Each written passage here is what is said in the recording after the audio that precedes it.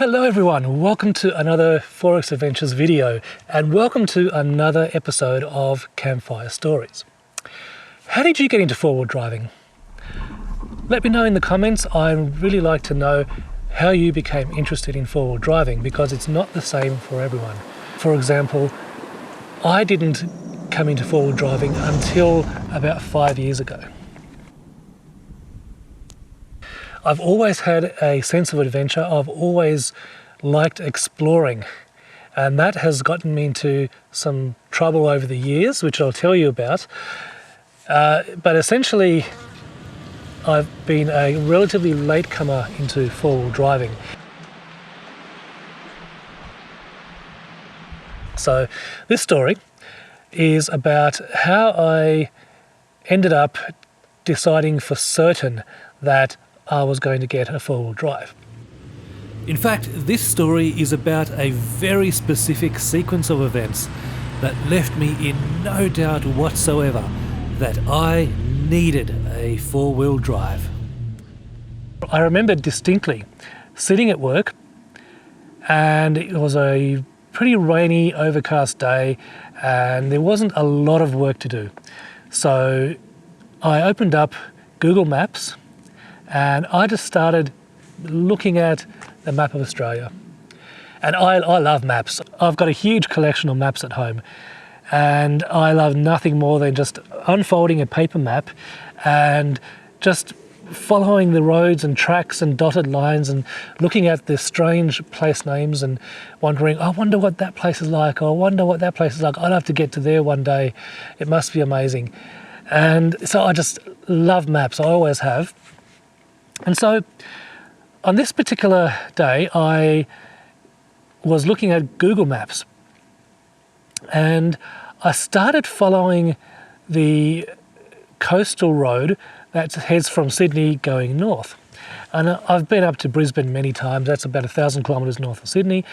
And I've done that trip many times, and I've gone a little bit past Brisbane as well, but never really very far.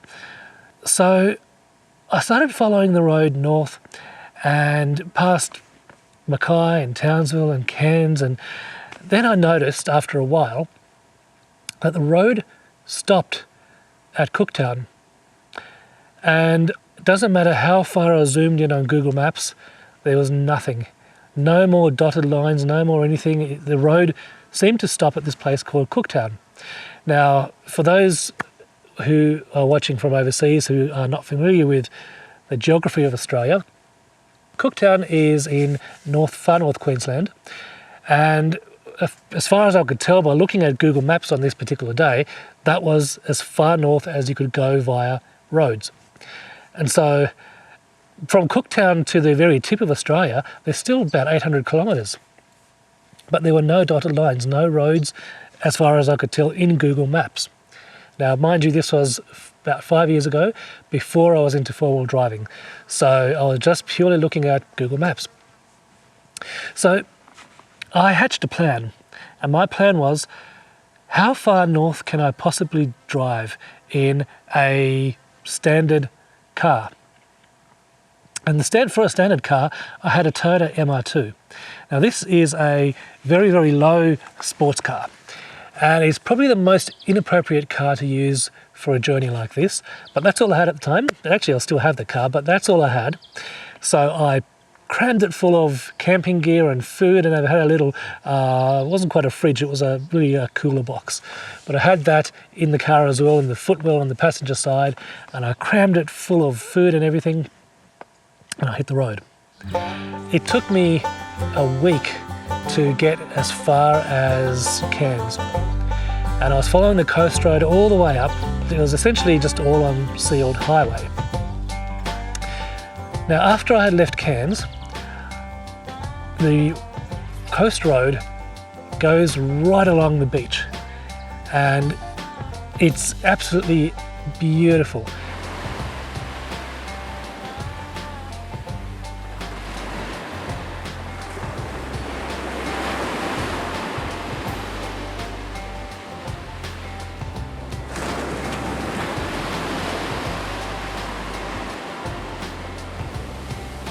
After Cairns, I I was heading north and I headed through the Daintree rainforest. Now the Daintree rainforest is a spectacular place. You've actually got old growth rainforest with big vines and creepers and all sorts of things, and the rainforest actually meets the ocean. You've got the rainforest, you've got the road that leads right past the ocean, a metre away from the water.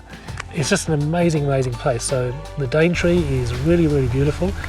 If anyone hasn't been to the Daintree, and if you're coming to Australia, if you're overseas, you've got to go. If you're in Australia and you haven't been to the Daintree, you've got to go. It's a wonderful, wonderful, beautiful place. But stay away from the Gympie plant. Now the Gympie plant is one of the most toxic plants on the planet. It is so toxic that if you happen to just walk past it and just ever so slightly brush past one of its leaves, but so lightly that you can barely tell that you've touched it, the leaves have these tiny little hairs on them. And if one of those hairs happens to touch your skin, it injects a neurotoxin that is so powerful. People, grown men, scream in agony for days and days and days because it is so painful. And there is a story of one person who actually fell into a Gympie plant and he got stung all over. But there's nothing you can do. They're little hairs on the leaves sort of break into your skin, so you can scratch at it, but that just makes it worse. You can't really do anything. So apparently this guy, even 40 years later, can still feel the pain. So look up the Gympie plant, find out what it looks like and avoid it. Okay, so I was heading north and I get to a point called Cape Tribulation. Now, I'm driving this little MR2, so very, very low to the ground, low profile sports tyres and everything, so completely unsuitable for this environment. But when I get to Cape Tribulation, the road becomes a dirt track and it becomes rougher and rougher by the minute. And this was just after Christmas. It was about January 2015. And I was driving along this dirt track, and the dirt track was becoming worse and worse as I went on. More and more bumpier and rougher and more slippery, because it had started to rain periodically, just little sprinkling every now and then, but it was enough to make the track look a little bit slippery. I got as far as probably 80 k's north of the Cape Tribulation. I had to turn back.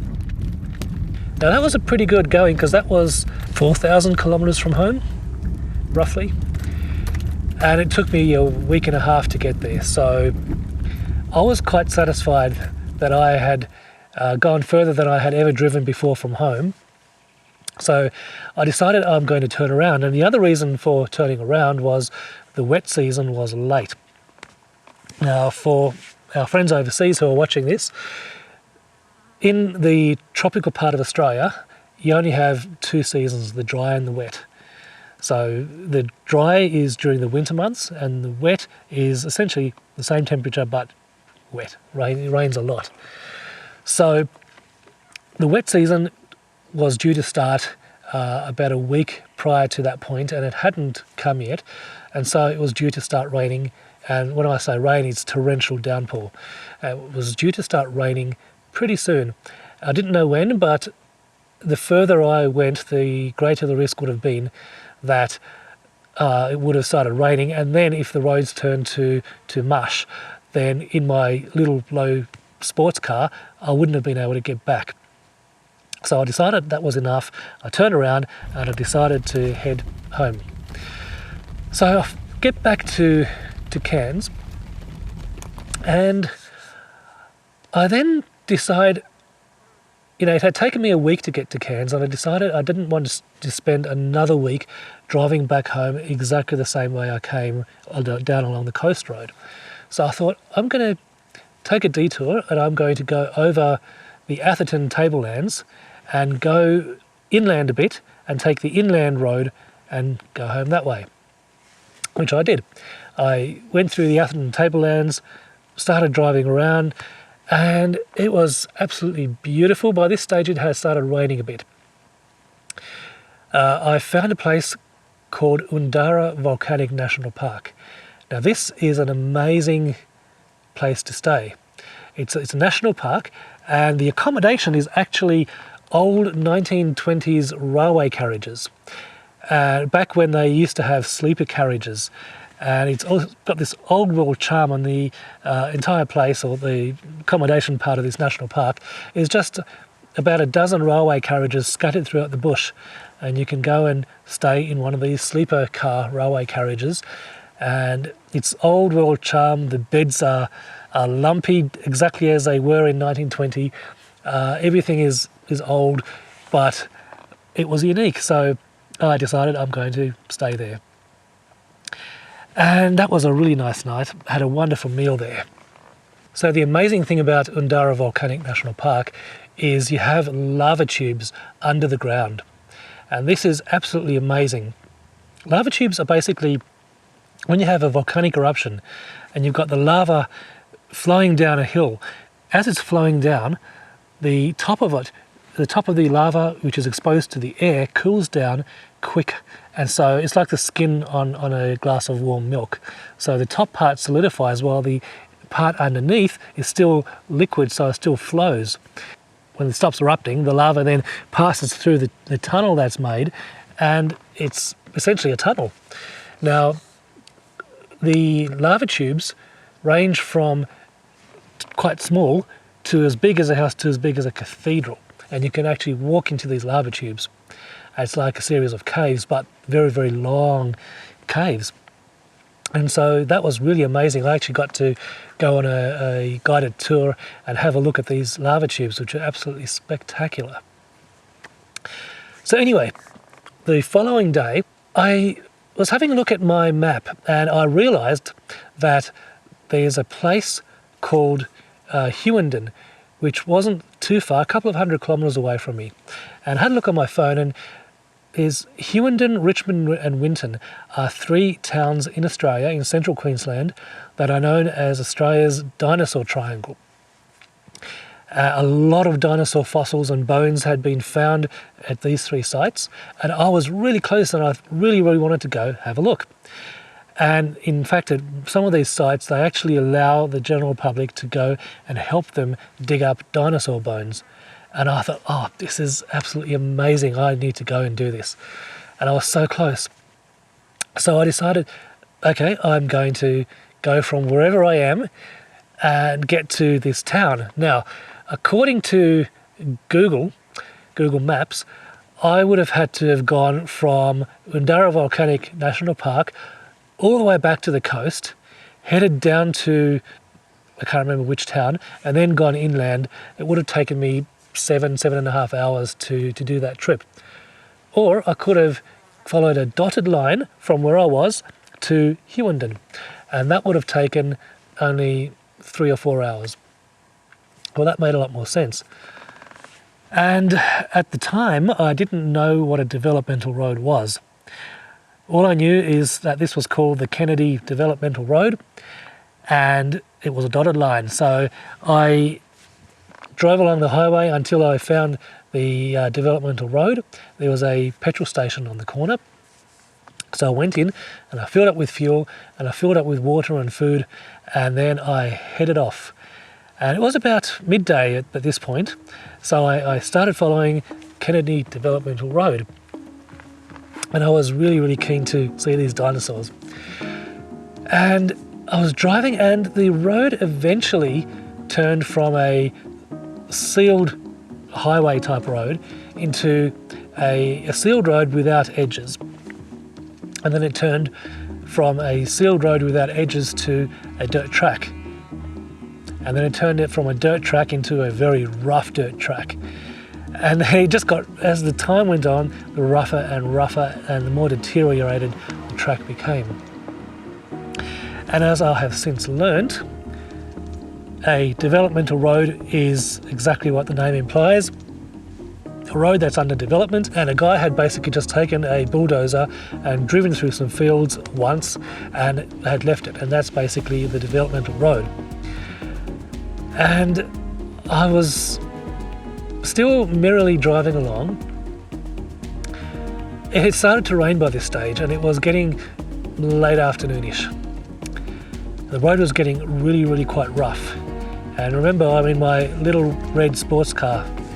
Not really the best thing to be driving on slippery clay tracks.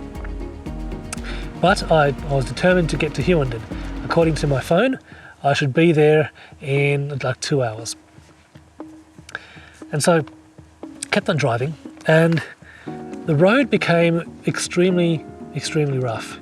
A lot of the corrugations are an understatement. The corrugations were like that. They were huge corrugations, and really, really rough, strewn rocks, and just wherever the bulldozer had dug up the road or the track, it was extremely rough. Good for a tractor to drive through, but not for cars, especially not my car. And so I was driving along, and it had begun to rain properly by this point, and the roads were becoming slippery as the dirt surface turned to clay, and that clay became slippery from all the rain. I could feel occasionally the wheels slipping a little bit as I was driving along, and I thought, oh, I better not get bogged, but kept on driving. And the road was going up and down, just gentle undulations of the road, but it was going up and down gently.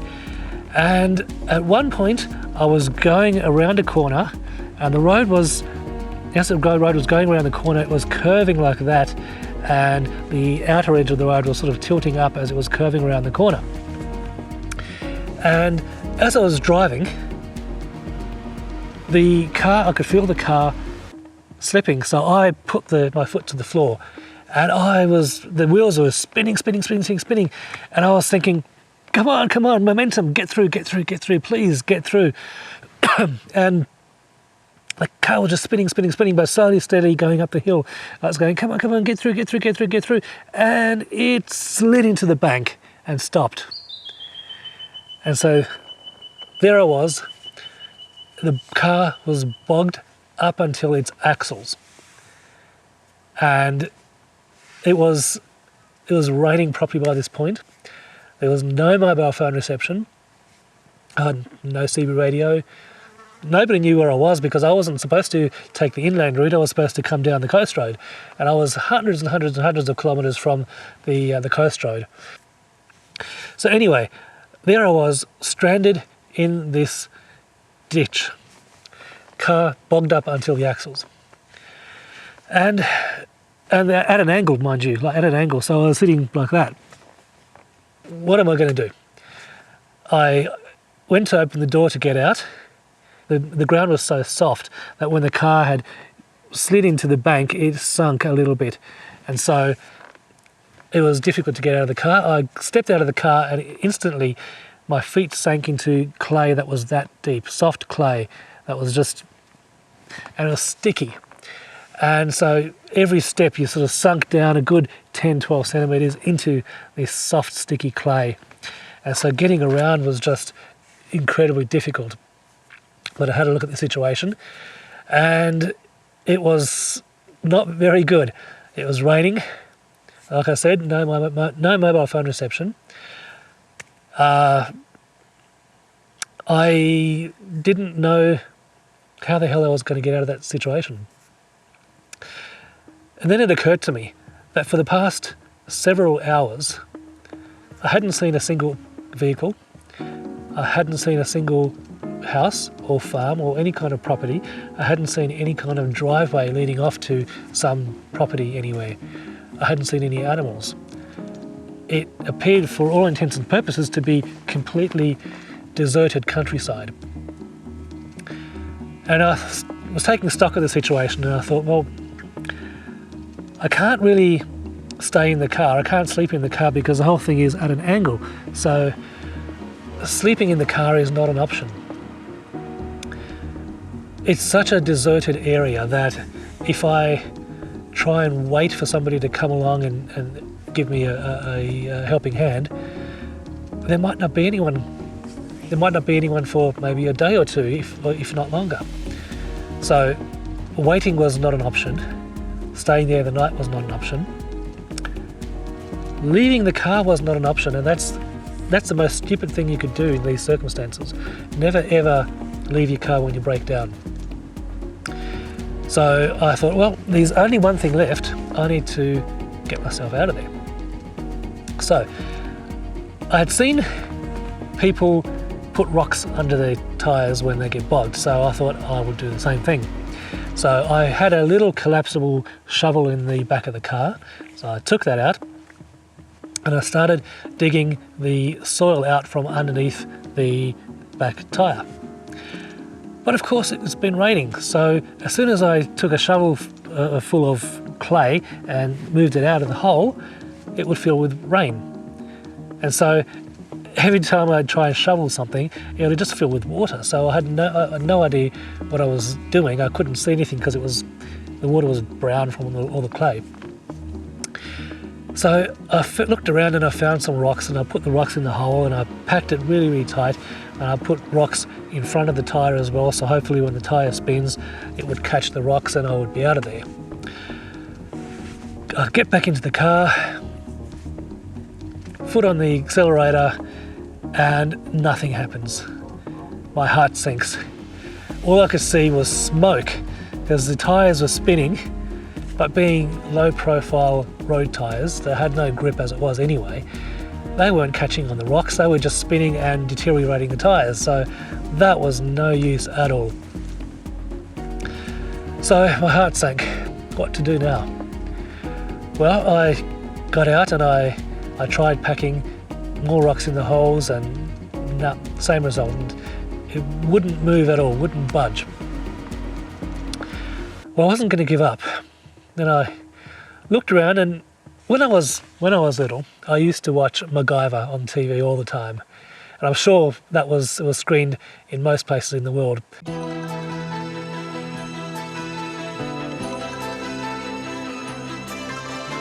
If you haven't seen MacGyver, it was essentially a guy who was sort of like a spy, but he never carried any weapons or gadgets. He always invented things from the things he found around him, and so he would make things out of whatever he found. And so that had a bit of an effect on me, and I thought, well, what would MacGyver do? What should I do in this? What can I do with the things that were around me? Of course I had no Max Tracks.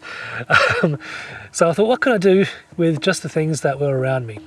I looked around, and there weren't any big trees, but there were smallish trees with tree trunks about as thick as my arm.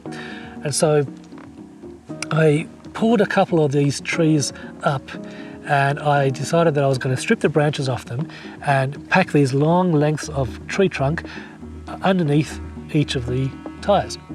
So I started by doing the back tyres, and I put 3 or 4 big long lengths of tree trunk, like makeshift Max Tracks essentially, underneath the 2 back tyres facing forward direction. And this took me quite a while to do, and it was bucketing rain, but I got this done, and then I thought, okay, well, let's give it a shot. I get back into the car, rev the engine, and the car lurches forward this much, and then of course it slides into the ditch again.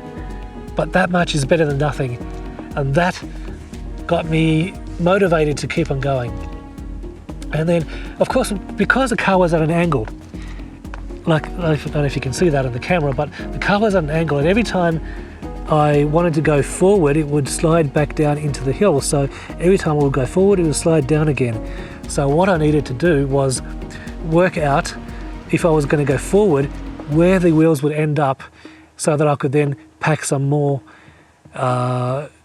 tree trunks. So I essentially made a makeshift road going all the way far enough into the distance, because it was all soft ditch, and trying to work out where the back wheels were going to be at each couple of feet, so that I could then, once this car hopefully got going, then it would catch the next pair of logs, and then the next pair of logs, and hopefully eventually claw its way out of the ditch. So that was my plan. So I started pulling up all these trees from everywhere and laying a makeshift road. When I finally got to try it out, the sun was practically going down by that stage, so it was getting dark.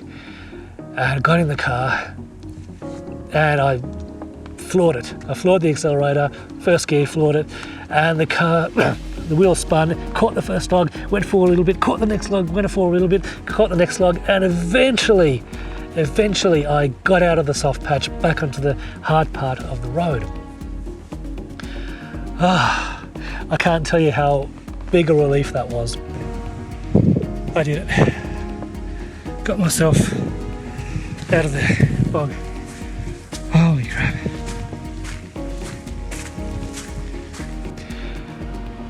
And then I was covered in clay. The inside of the car was completely covered in this thick red clay, sticky. Everything that clay touched was completely ruined. Shoes had to be thrown out. I couldn't wash the clay out of the shoes. It stained everything red. It was horrible stuff. So I finally made it back into the hard part of the road. And then I thought, I wonder what's around the next corner if I keep going. Because I was a little bit closer to my dinosaurs. So I kept on driving, and I got around the gentle curve of the next corner, and then I saw more of the same, and I thought, no, I can't risk it. It's now almost dark, and to have to do that again is too great a risk. So I thought, no, I'm going to turn around and I'm going to go back the way I had come and try and make it back to the service station, which had a couple of really dodgy accommodation buildings.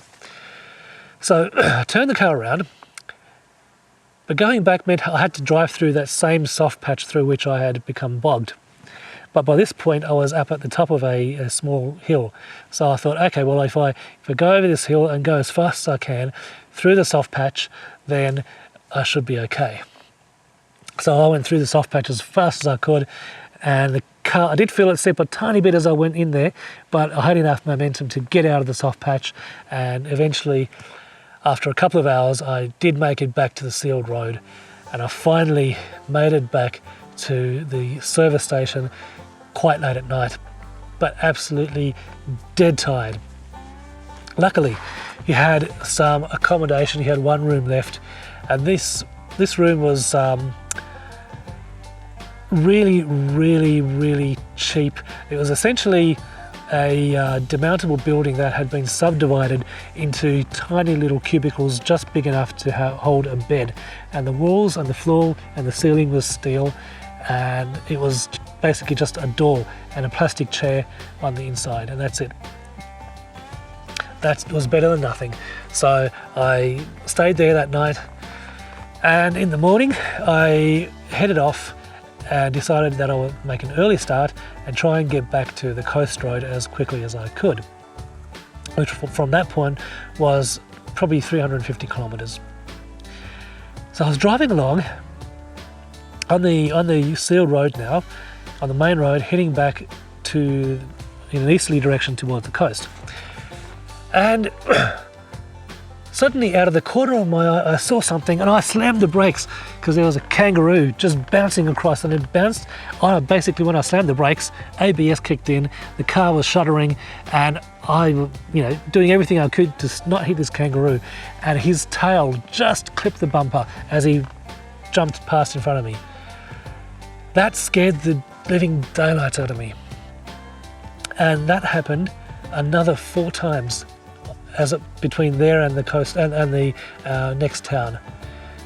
Groups of kangaroos that come out of nowhere suddenly dart in front of the car, and I was travelling at 100 k's an hour, and these things, they hop faster than 100 kilometres an hour, and they think it's fun to just jump out in front of the car and bounce, and each time it scared the living daylights out of me, and each time I was driving slower and slower and keeping a lookout, and still it happened. So this is the point where I decided, no, never again.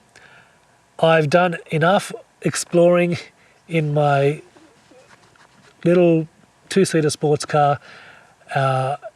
I'm not going to let this happen again. I'm going to buy myself a 4-wheel drive, and it's going to have a bull bar. And I'm going to make sure that I can get out of any situation that I'm in. So fast forward a couple of years from that point onwards, I then ended up buying this car behind me with a bull bar and max tracks and a winch. And since then, I've been bogged a few times, but it doesn't bother me in the slightest. If I get bogged, I just jump out, grab the max tracks, and I'm out in a minute flat. So I've learned a lot over the last few years, but I thought I'd just share this story with you of what was my trigger to buy a four-wheel drive. Because I'm really, really adventurous and curious. I always want to know what's around the corner, what's down that dirt track. And at least with a vehicle like this, I've got half a chance of getting to the destination and getting back home again. So that is a story of how I came to have a four-wheel drive. Like and subscribe as always, and I will see you in the next video. Until then, take care.